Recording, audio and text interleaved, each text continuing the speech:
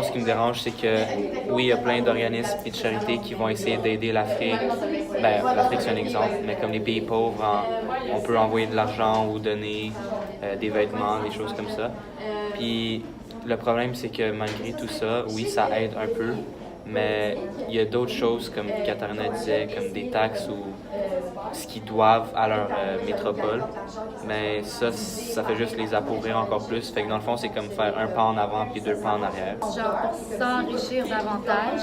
Puis ça fait qu'il y a plus de personnes qui souffrent de famine, puis ils n'ont pas les conditions de vie qu'on a. Et nous, on les a déjà. Alors, en prendre plus de ces personnes-là, c'est un petit peu quand tu penses à un pays comme Canada, puis les États-Unis, l'Allemagne, tous ces pays-là, quand tu y penses, tu ne penses pas à ça, tu penses. Parce que oui, on les qualifie de pays en développement, on le sait, on est conscient, mais on ne fait pas vraiment les grands pas pour les aider. Comme, oui, ils ont les ressources naturelles, mais on ne les laisse pas les utiliser pour eux-mêmes. Fait qu'ils sont pognés à les donner à d'autres pays pour la richesse des autres. Fait que c'est pas juste d'utiliser des personnes pauvres qui n'ont pas de...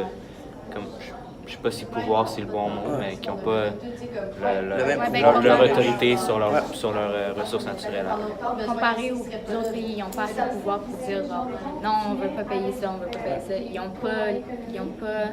peuvent pas dire non. T'sais. C'est la même chose avec leurs richesses naturelles. Ils les ont, les richesses naturelles, mais ils n'ont pas les bâtiments, ils n'ont pas les moyens utiliser ces richesses pour le revendre après. Ils doivent le vendre tout de suite, comme en Guinée, ils ont le bauxite, quelque chose comme ça, et ils doivent le vendre à d'autres pays tout de suite avant de le transformer en aluminium puis faire encore plus d'argent avec ça. Ouais, donc, comme ils disent, ils ont les ressources naturelles à cause de leur vaste territoire, mais pour rembourser leurs dettes, ils doivent les donner aux autres pays qui sont déjà très développés. Tandis que l'Afrique ne l'est pas vraiment, en raison de leur pauvreté. Donc, avec les ressources naturelles qu'ils ont, ils ne peuvent pas les utiliser pour avoir de l'argent et des bâtiments industrialisés, comme ils disent. Ils doivent les donner à des pays encore plus riches.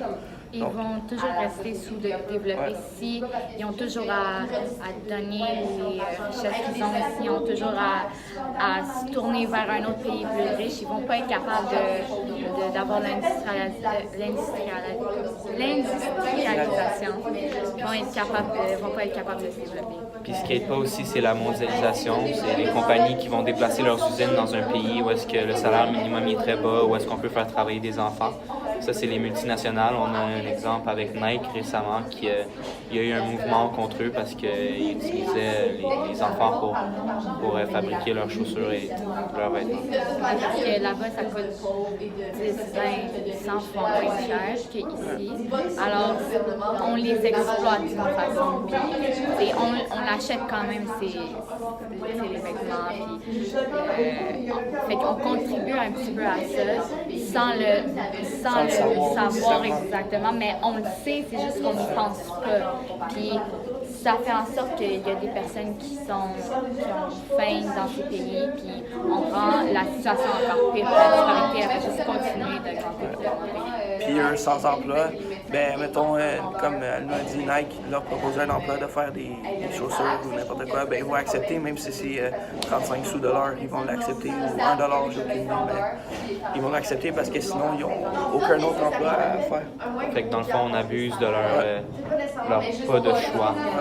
On abuse du fait qu'ils ont vraiment besoin de quelque chose à manger, ils ont vraiment besoin d'un emploi, puis on abuse du fait que aussi les enfants, ils doivent aider leurs parents, puis ils peuvent avoir plus de personnes qui travaillent dans leur usine parce qu'il y a tellement d'enfants qui ne vont pas à l'école.